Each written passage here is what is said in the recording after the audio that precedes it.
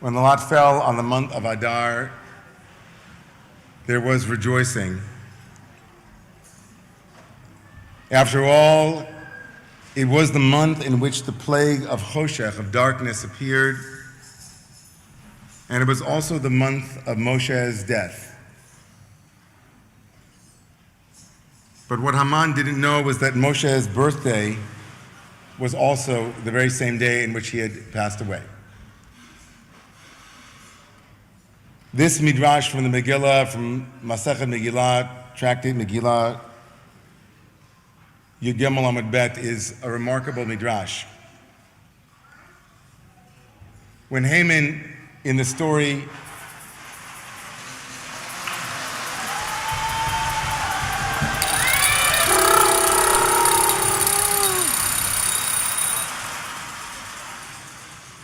imagines a fortuitous month in which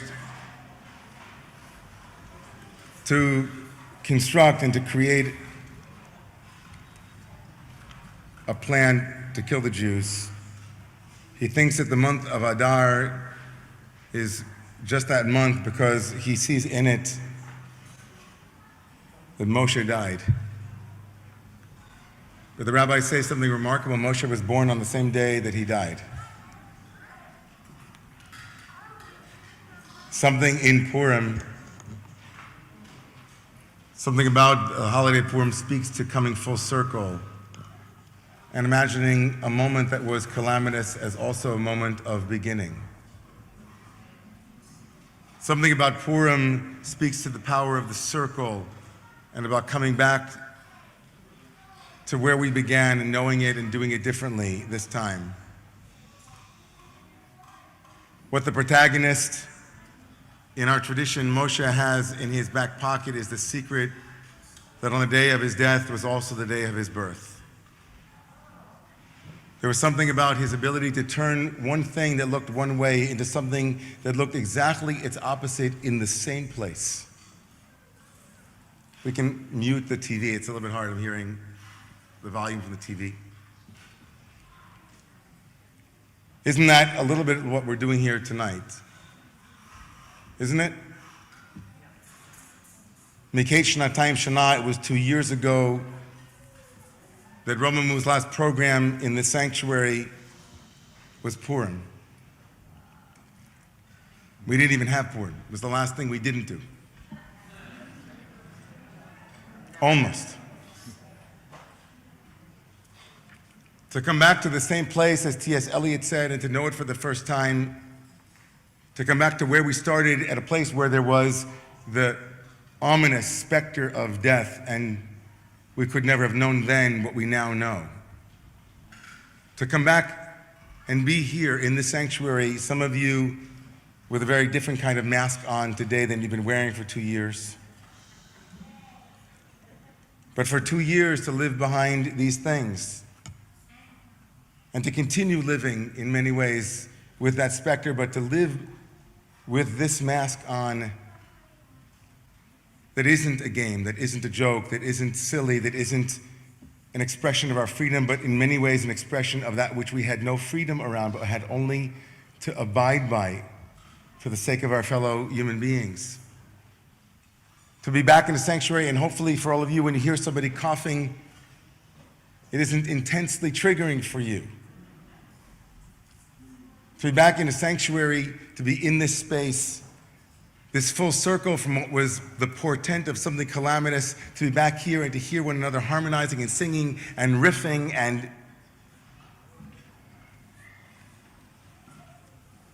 to begin this way, not only because it's 2 years that we've been hoping for this day to happen, but also because, as many of you know and have noted in our email exchanges and over the last couple of weeks, 3 weeks in particular, we're coming into this Purim with the heaviness of what's happening in Ukraine. So I just want to say one more verse, then we're going to start, and then we're going to get the party started.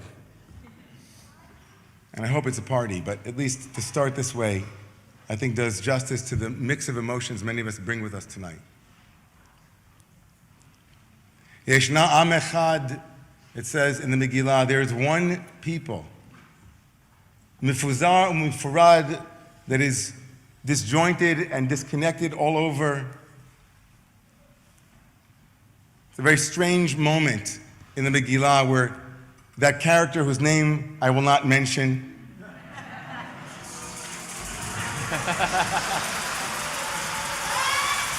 hater's gonna hate, it's gonna booer's gonna boo, what are you gonna do?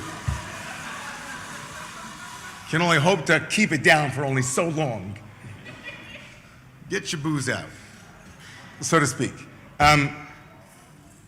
What a strange verse in the Megillah. Like trying to convince the king, this fool king, to kill the Jewish people. He says, there are people that are diffused and dispersed. Yeshno am echad, there's one nation, but they're all over. They're not unified, they're scattered. The Midrash says, Yeshno am echad, there is a people. The word Yeshno means there is. Say the rabbis, Yeshno means Yashnu, they're sleeping. From the word Yashan, or old, or Yeshenim, they're sleeping. Yeshenim, they're all asleep. Haman didn't say that they were scattered as much as he said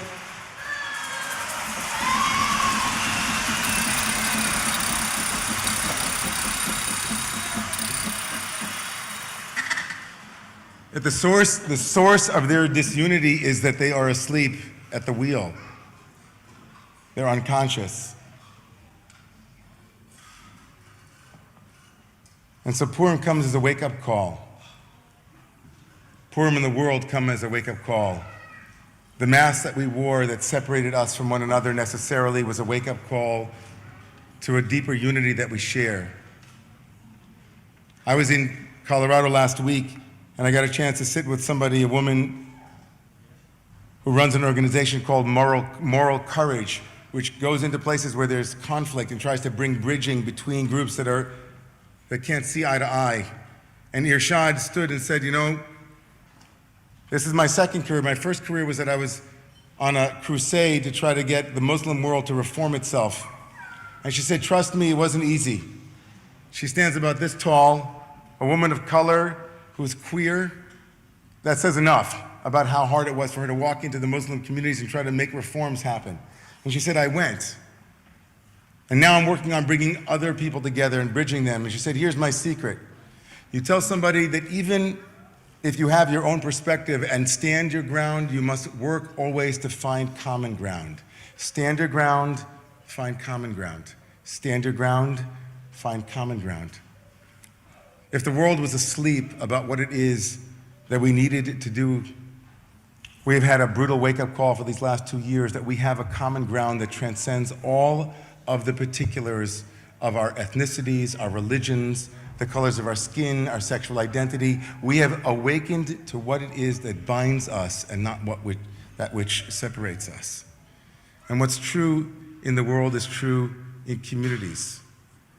What we have to share with one another in this community and other communities like it is so much greater than all of the things that separate us. And so I'm hoping tonight, as we don our masks of silliness and take off, hopefully, other masks, that we might find underneath it all the common ground that holds us. Yeshno am echad, mifuzar umifurad. May we awaken from our various sleep, and let us say Amen.